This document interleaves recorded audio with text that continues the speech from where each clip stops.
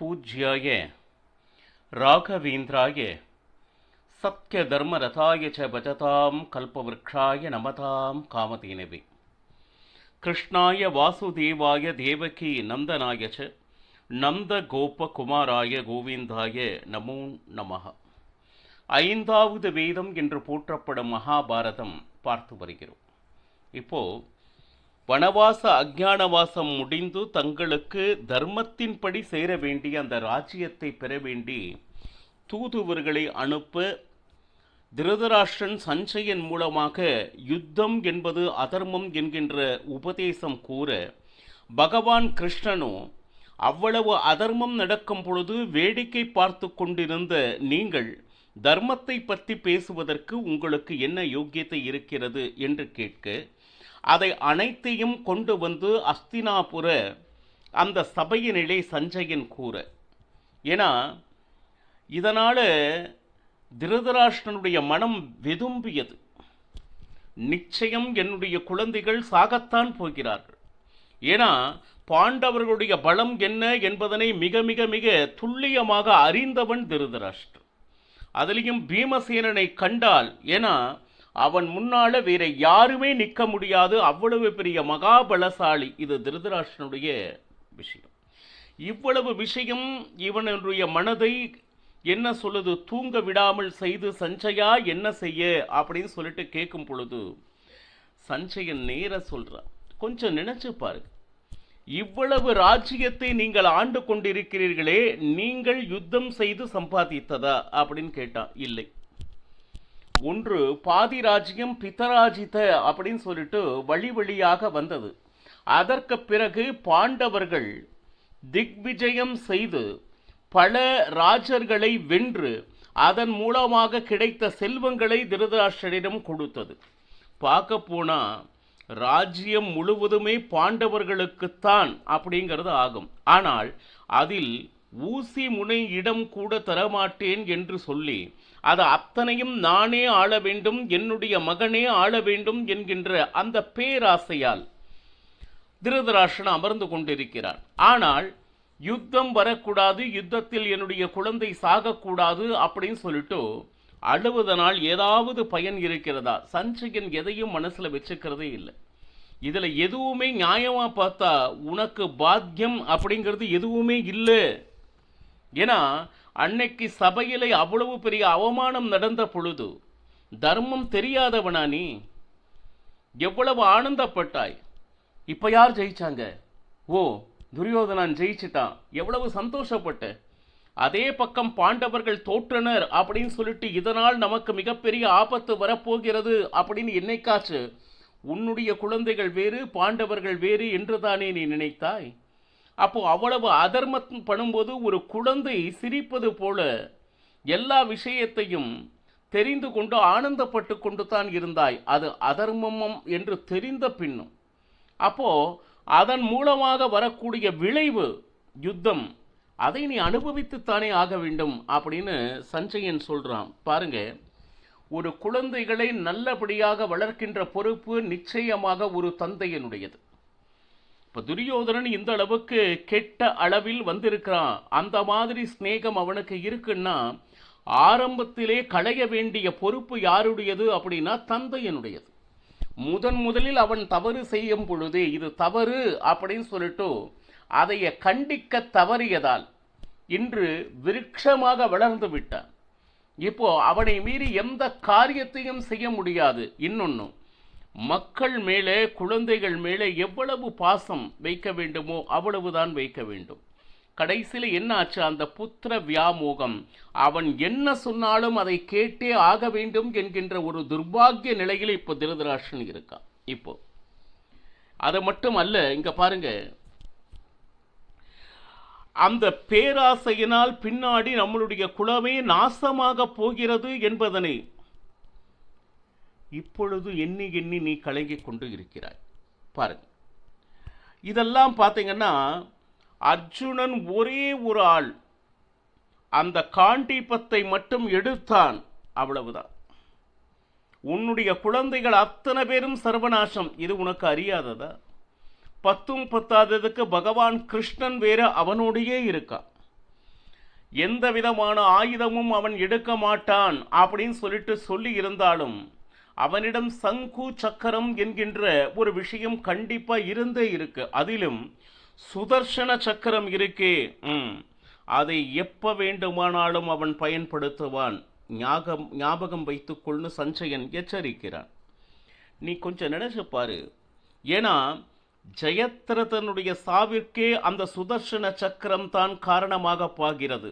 ஏன்னா அந்த சூரியனை மறைப்பதே யாது அப்படின்னா பகவான் கிருஷ்ணன் கையில் இருக்கக்கூடிய சுதர்சன சக்கரம் பின்ன போர் சமயத்தில் வரப்போகிறது. ஏன்னா ஒரு சக்கரம் தானே, அது ஆயுதமா அப்படின்னா பாருங்க, சூரியனையே மறைக்க வல்ல சக்தி வாய்ந்தது சுதர்சன சக்கரம். அதுவும் பத்தும் பத்தாததுக்கு அர்ஜுனுடைய அந்த தேரில் துவஜத்தில் இருப்பவன் யார் அப்படின்னா சாக்ஷாத் ஹனுமன். இதையெல்லாம் எதிர்க்கக்கூடிய சாமர்த்தியம் உன்னுடைய படைகளுக்கு உண்டா திருதராஷ்டிரா?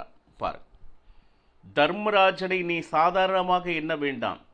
தர்மன் பின்னாடி பீமார்ஜுனர்கள் இருக்கிறார்கள். அவர்களை மீறி உங்களுடைய குழந்தைகள் நிச்சயமாக எதிர்க்க முடியாது. அதை நினைத்து தாண்டி அழுது கொண்டு இருக்கிறாய். சரி, ஏன்னா இவ்வளவு பலம் உள்ள இருக்கக்கூடிய அந்த பாண்டவர்கள் இந்த பூமி முழுக்கும் அவர்களுடையது. அவர்களை மீறி யார் ஒருவரும் எதிர்த்து அந்த யுத்தத்தில் ஜெயிக்க முடியாது. அது மட்டுமல்ல, துரியோதனன் கண்டிப்பா சாகத்தான் போகிறான். அதற்காக அழுது கொண்டு இருக்கிறார்கள். உங்களுடைய குழந்தைகள் அத்தனை பேரும் பீமனால் வதைக்கப்பட இருக்கின்றார்கள். அது சபையிலேயே அவன் பிரதிஜை சொல்லும் போதே அப்பொழுதாவது பீமனிடம் பாண்டவர்களிடம் மன்னிப்பு கோரி அவர்களுக்கு சேர வேண்டிய ராஜ்யத்தை கொடுத்திருந்தே ஆனால் உன்னுடைய குழந்தைகளை இழக்கும் நிலைக்கு நீ வந்திருக்க மாட்டாய். சரி, இப்ப என்னன்னா, இதுவரையிலும் நல்லவர்களை துன்பப்படுத்துவதே உன்னுடைய குழந்தைகளுடைய வேலையாக இருக்கிறது. யாராவது நல்லவர்கள் உன்னுடைய குழந்தைகளுக்கு நண்பர்கள் என்று சொல்லும்படி இருக்கிறதா திருதராஷ்டிரா? ஒரு நல்லவன் கூட இல்லை என்பதுதான் உண்மை. அது மட்டுமல்ல, அந்த மாதிரி நல்லவர்கள் இருந்தாலும் அவர்களை வஞ்சித்து காட்டுக்கு அனுப்பி அவர்களிடமும் அந்த துவேஷத்தை வளர்த்து வைத்திருக்கிறார்கள் உன்னுடைய புதல்வர்கள். சரி, இப்பவும் ஒன்றும் கெட்டு போகல. அந்த துரியோதனன் சுத்தி இருக்கிறாங்க பாரு. யாரு? சகுனி, கர்ணன். முதல்ல ஊரை விட்டு வெளியே அனுப்ப அவர்களை. அந்த 100 புதல்வர்களை அழைத்து அந்த ராஜ்யத்தை பாண்டவர்களுக்கு கொடுத்து அந்த யுத்தத்தை நிறுத்தி உன்னுடைய குழந்தைகளை காப்பாற்றிக் கொள்ளக்கூடிய ஒரு யுக்தி இருக்கிறது. இதனால் என்ன நடக்கும்னா, உன்னுடைய குழந்தைகளும் காப்பாற்றப்படுவார்கள், பாண்டவர்களும் உங்களை அரவணைத்து செல்வார்கள், எல்லாருமே சுகமாக சந்தோஷமாக வாழலாம் என்கின்ற ஒரு வாய்ப்பு பிரகாசமாக இருக்கிறது. அவர்கள் அதைத்தான் எதிர்பார்க்கிறே தவிர யுத்தம் நடத்தியே தீர வேண்டும், உன்னுடைய குழந்தைகளை கொன்றே ஆக வேண்டும் என்று எந்த காலத்திலும் பாண்டவர்கள் அதை விரும்புவதே இல்லை. ஆனால் அந்த சூழ்நிலைக்கு அவர்களை கொண்டு வந்து நிறுத்தியவன் யார் அப்படின்னா அது நீதான் அப்படின்னு சொல்லிட்டு எவ்வளவு திட்டினாலும் நீ கேட்டுப்ப. ஆனா எந்த ஒரு காரியத்தையும் நீ செய்ய மாட்ட. அப்பப்ப விதுரனையும் என்னையும் அழைத்து தர்மம் கூறு அப்படின்னு சொல்வ. எவ்வளவு தர்மங்கள் ஆரம்பத்திலிருந்து உனக்கு கூறியாவித்து ஏதாவது ஒரு தர்மத்தை நீ கேட்டு அதன்படி நடந்திருக்கியா அப்படின்னு சொல்லிட்டு ராஜன் முன்னாடி நேரா சஞ்சயன் என்ன சொல்றது, இதை விட வேறு யாரும் அந்த அளவுக்கு சொல்ல முடியும். இதையெல்லாம் கேட்டுக்கொண்டிருந்த துரியோதனன் அவனால் தாழ முடியவில்லை. அப்பா, இப்ப எதுக்கு நீ அழுதுட்டு இருக்க? முதல்ல பயப்படாத. ஏதோ நாங்கெல்லாம் எந்த விதமான பலமும் இல்லாதவங்க நீ நினைச்சிட்டியா? துர்பலர் அப்படின்னு நீ நினைச்சிட்டு நீ பாட்டிக்கு அழுதுட்டு இருக்கியா? பாண்டவர்கள்கிட்ட தான் வீரம் இருக்கா? இப்ப அவர்கிட்ட என்ன இருக்குன்னு சொல்லிட்டு நீ ஏதோ அவங்களை பற்றி ரொம்ப உயர்வா பேசிட்டு இருக்க. யுத்தம் நடந்தா அவர்கள் தான் ஜெயிப்பாங்க, நாங்க சாவோம். எந்த விஷயத்தை வச்சுன்னு நீ இந்த தீர்மானத்துக்கு வர கொஞ்சம் நினைச்சு பாரு அப்படின்னு சொல்லிட்டு பாருங்க. எனக்கு எல்லாம் நல்லா தெரியும். வனவாசத்தில் ஆரம்ப கட்டத்திலேயே அத்தனை பேரும் அங்க ஒன்று கூடினாங்க. யாரு? கிருஷ்ணன், திருபதன், அத்தனை ராஜர்களும் ஒன்று கூடி என்ன ஆச்சுன்னா, தர்மராஜனுக்கு ராஜ்யத்தை கொடுத்தே ஆக வேண்டும் என்று அவர்களுக்குள் பேசிய செய்தியை நான் அறிவேன். அது மட்டும் அல்லாமல் பீஷ்ம துரோண கிருப்பர் கிட்ட இந்த மாதிரி அவங்க பேசிட்டு இருக்காங்க அப்படிங்கிற ஒரு விஷயத்தையும் நான் சொன்னேன். நிச்சயமாக இந்த வனவாசத்தையும் அஞ்ஞானவாசத்தையும் பூரணமாக அவர்கள் நிச்சயமாக முடிக்க மாட்டார்கள் அப்படிங்கிறத ஏற்கனவே நான் தீர்மானித்து இருந்தேன். அது மட்டும் அல்ல, எப்படி இருந்தாலும் கிருஷ்ணன் அவன் கிட்ட இருக்கிறதுனால நிச்சயமாக எதிரிகளை அவன் நாசம் செய்வான். கொஞ்சம் நினைச்சு, நீ ஒருவன், விதுரன் ஒருவன், இவங்க 2 பேர் மட்டுமே நிச்சயமாக யுத்தத்திற்கு பிறகு நீங்கள் சாகாமல் இருக்க போகிறவர்கள் அப்படிங்கறத தீர்மானமா சொல்றான். மற்ற அத்தனை பேரும் யுத்தத்தில் சாகத்தான் போகிறார்கள். இருந்தாலும் என்னுடைய மனதில் இருக்கக்கூடிய துக்கத்தை உங்ககிட்ட சொன்னேன். இன்று எல்லாரும் பாண்டவர் பக்கம், நம்ம தேசத்தில் இருக்கக்கூடிய பிரஜைகளே நமக்கு ஹிதமாக இல்லை. நாம் ராஜர்கள் என்று சொன்னாலும் அந்த ராஜர்களை கொண்டாடக்கூடிய பிரஜைகள் அப்படின்னு சொல்லிட்டு இந்த ஊர்ல யாராவது இருக்காங்களா அப்படின்னு இல்லை. சரி, நம்ம பக்கமே தப்பு அப்படின்னு சொல்லிட்டு வச்சுக்கல, நாம எல்லாரும் சேர்ந்து பாண்டவர் காலில் விழுகலாம். யாரு? துரியோதனன். அப்போ அவங்க என்ன ராஜ்யம் கேட்டானோ ராஜ்யத்தை கொடுக்கலாம். சரி, இதுல என்னன்னா, ஆனா உன்னை நினைச்சா எனக்கு ரொம்ப மனசுக்கு கஷ்டமா இருக்கு. இதுவரையிலும் நான் உனக்கு என்ன குறை வைத்தேன்? என்னுடைய தந்தை என்கின்ற முறையில் உன்னை கண்ணுக்கு கண்ணாக பார்த்து கொண்டவன் யார்? சிந்தித்துப்பார். நான் தான். நாளைக்கு ஒருவேளை அத்தனை ராஜ்யத்தையும் அவர்களுக்கு கொடுத்த பிட்டால் உன்னுடைய நிலைமை என்ன ஆகும்? உனக்கு கண் தெரியாது.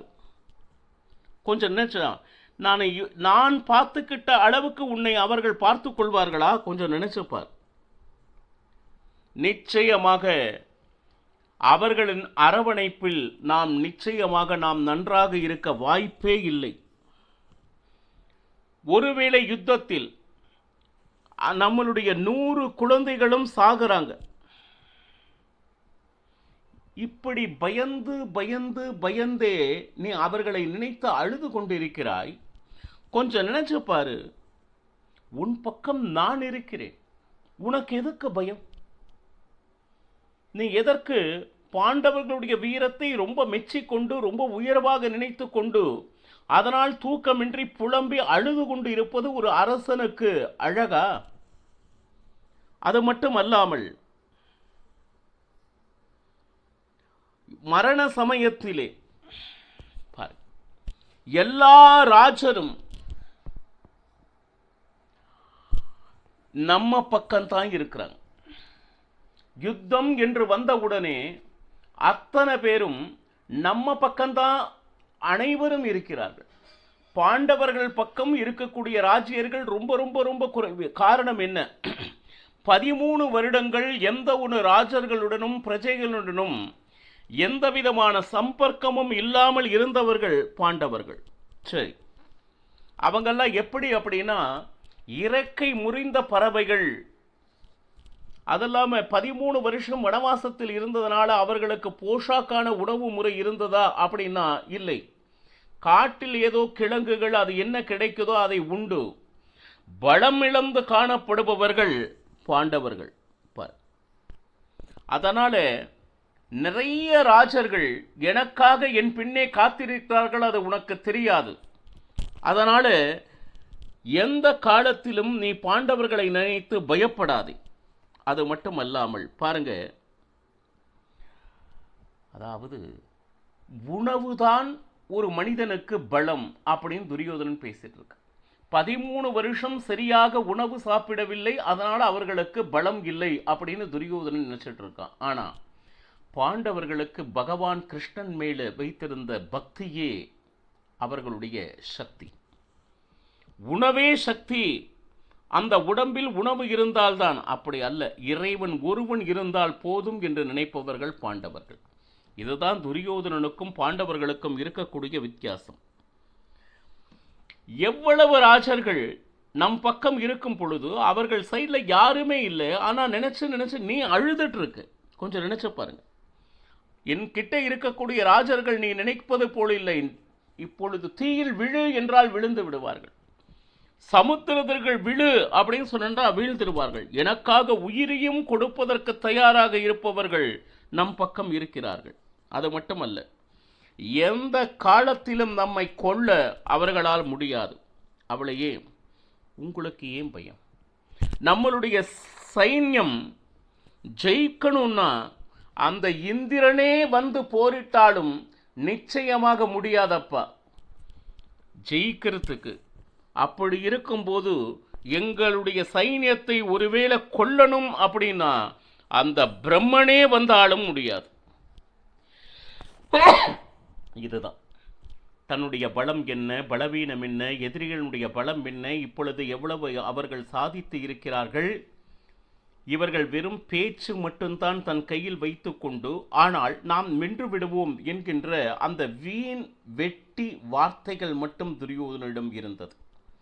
மேலும் என்ன நடக்கிறது என்பதை நாளையும் பருகலாம். சர்வம் ஸ்ரீ கிருஷ்ணார்ப்பணமஸ்து. ஹரே ஸ்ரீனிவாசா.